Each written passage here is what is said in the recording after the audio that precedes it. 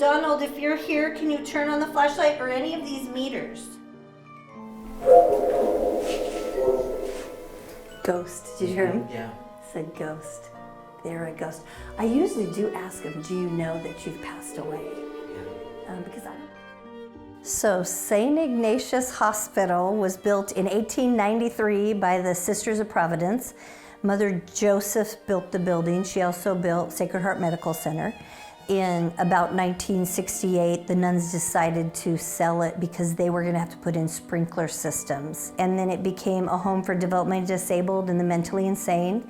In 2003, they abandoned the building.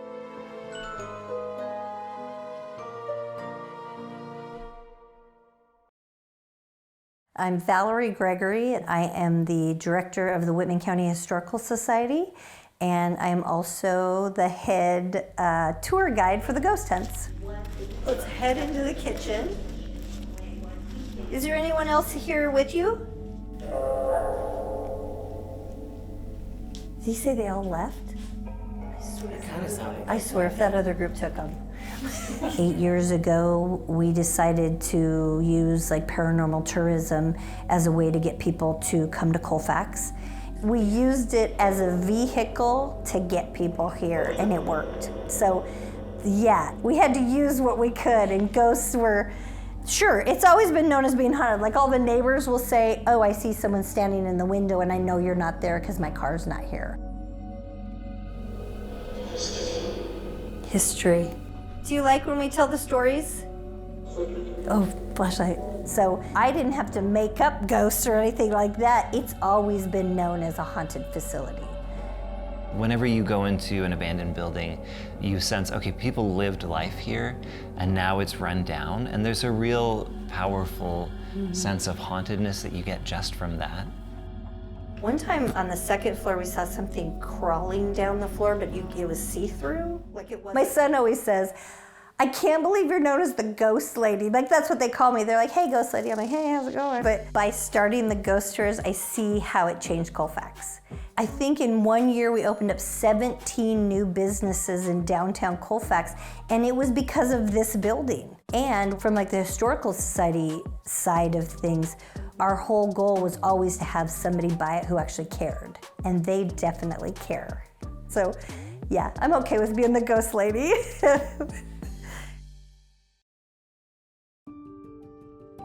We first saw the building in 2014, and we were just struck by both the beauty of it and how run down it was. We were surprised that no one was taking care of it. And then it took us a full 7 years to actually buy the building from the previous owners. And we feel definitely like caretakers, not like owners, Yeah, for a while we were like, oh, surely somebody is gonna do something with this building. And then as the years went on, it became apparent that if we didn't do it, there was a good chance that nobody else would, and it would actually fall down. I think how Austin and I most felt about it was, we were like, well, worst case scenario, we try to fix it and it all just caves in, and we go, well, that was gonna happen anyway, at least we tried. Then not attempt it. Yeah, it's really that whole thing where regret runs one way, right? Once you lose something like this, there's no getting it back. We really feel that urgency when we're looking at old buildings, that if we don't save them, we'll lose something irreplaceable.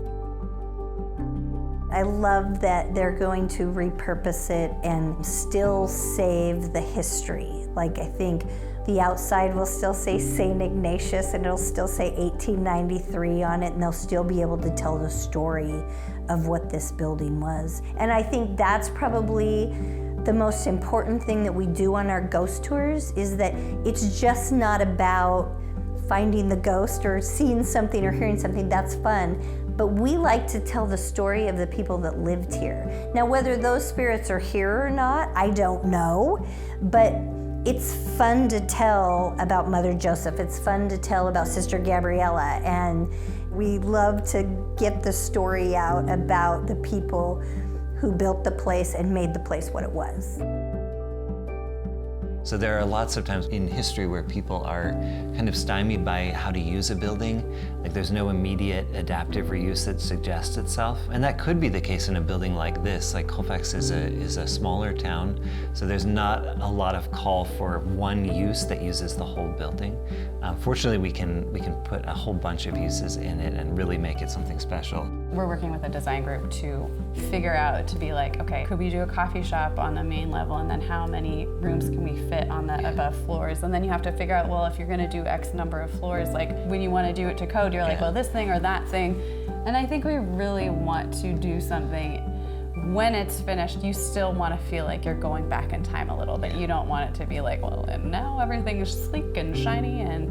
Yeah, it'll feel transportive, not just because it's dilapidated, but because you feel that history in the building. We always joke that it's going to be a lifelong project. Yeah, you know when you take on something like this that it's going to take time.